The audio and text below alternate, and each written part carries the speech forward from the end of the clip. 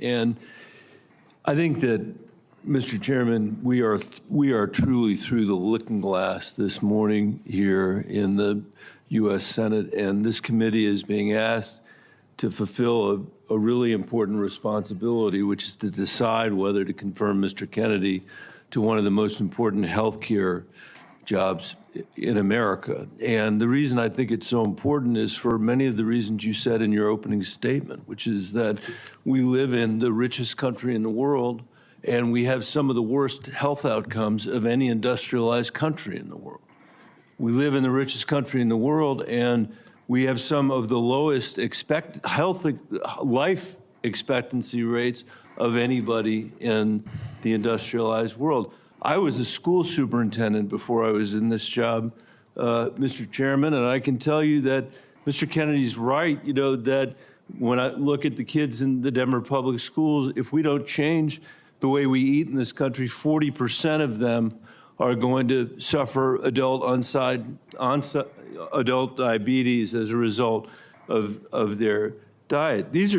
And we're, as I said, spending more than any other country in the world, and our families, every single person's constituents in this Senate are facing chronic shortages when it comes to health care. My friend from Texas, Senator Cornyn, has been a champion on mental health care. We have an epidemic, as he knows, across this country in mental health care, partly because of what the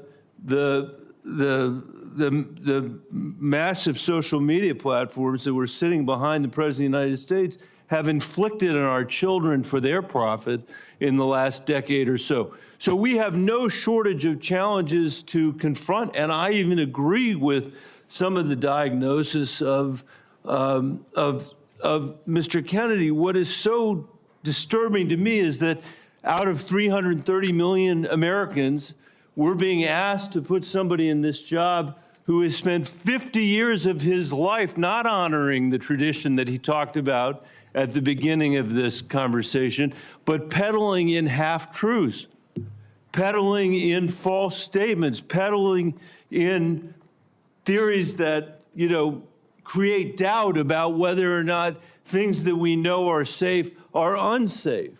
Not that every vaccine in America is unsafe, not that you can't possibly have an adverse reaction, but that parents and children in my old school district and school districts all over this country would be better off not getting vaccinated than getting vaccinated.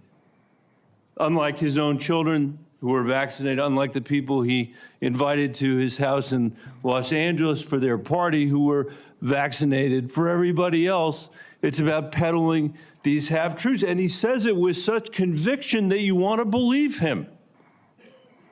And Mr. Kennedy, I just have there are many, many things in the record, but I hope that you could answer these questions yes or no. I've tried to ask these in a manner that's faithful to what you actually said, because I didn't want to have a debate about whether you actually said them. So I'm asking you yes or no, Mr. Kennedy.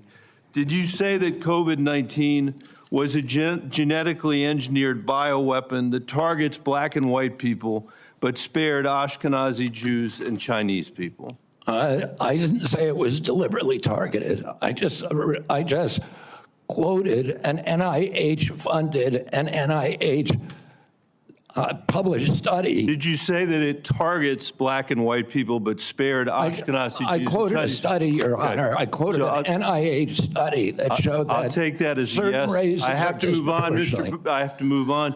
Did you say that Lyme disease is highly likely a materially engineered bioweapon? I made sure I put in the highly likely.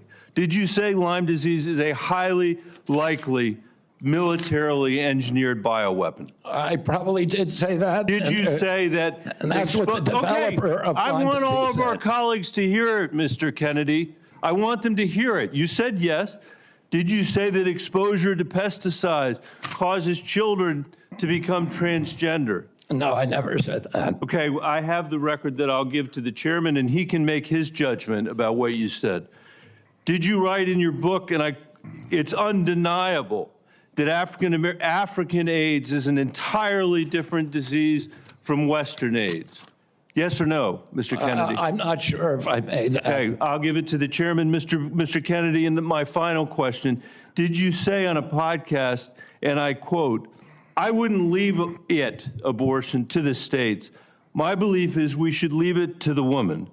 We shouldn't have the government involved, even if it's full term." Did you say that, Mr. Kennedy?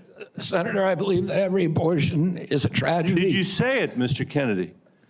This believe- matters. It doesn't matter what you come here and say that isn't true, that's not reflective of what you really believe, that you haven't said over decade after decade after decade, because unlike other jobs we're confirming around this place, this is a job where it is life and death for the kids that I used to work for in the Denver public schools and for families all over this country that are suffering from living in the richest country of the world that can't deliver basic health care and basic mental health care to them.